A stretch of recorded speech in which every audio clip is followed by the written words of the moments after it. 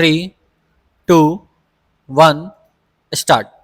उपाध्यक्ष महोदय, मैं इस विधेयक का विरोध करने के लिए खड़ा हुआ हूं।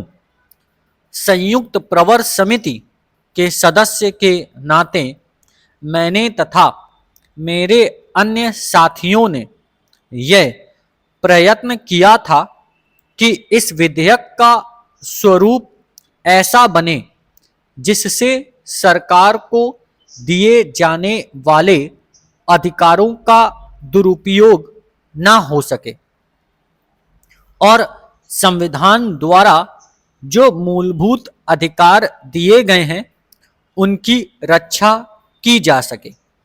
लेकिन हमें इसमें सफलता नहीं मिली।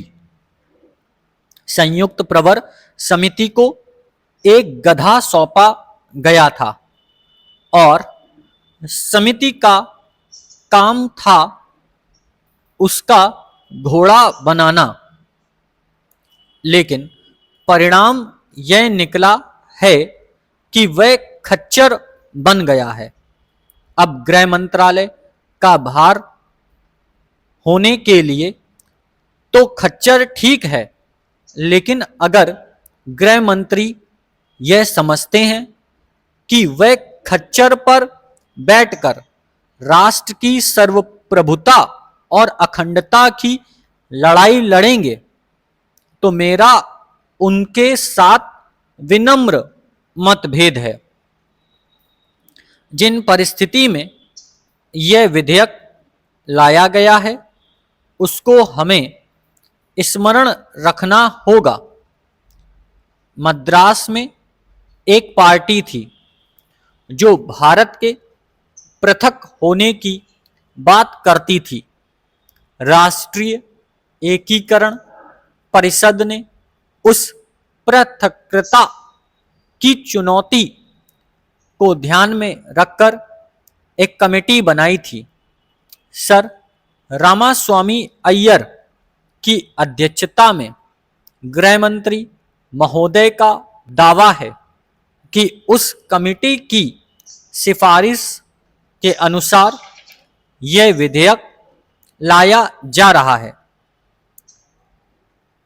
गृह मंत्री भी यह स्वीकार करेंगे कि अब दक्षिण में इस तरह की राष्ट्रीय एकता के लिए चुनौती विद्यमान नहीं है। जिस दल ने स्वतंत्र तमिलनाडु का नारा लगाया था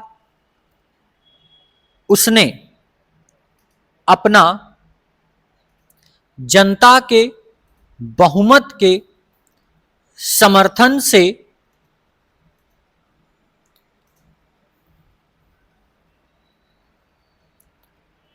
यह दल आज तमिलनाडु में सत्तारूढ़ है। अब गृह मंत्री महोदय के सामने कौन सा संकट है जिसके निवारण के लिए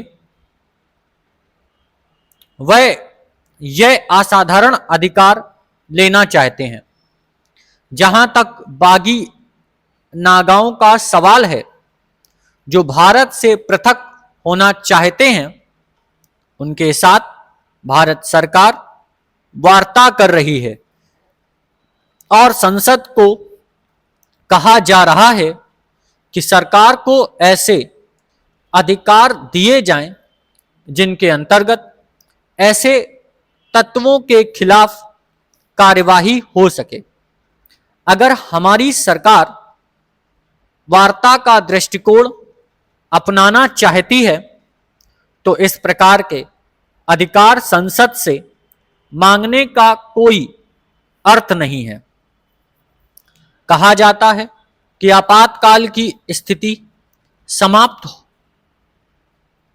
हो रही है। केवल सीमा प्रदेशों में वह स्थिति बनाए रखी जाएगी और शेष भारत में वह आधारभूत अधिकारों को उपयोग करने और अगर उन पर आक्रमण होता है तो सर्वोच्च न्यायालय में जाने का अधिकार नागरिकों को वापस मिल जाएगा। इसलिए मेरा निवेदन यह है कि मंत्री जी इस विधेयक को वापस ले लें, फुल स्टॉप।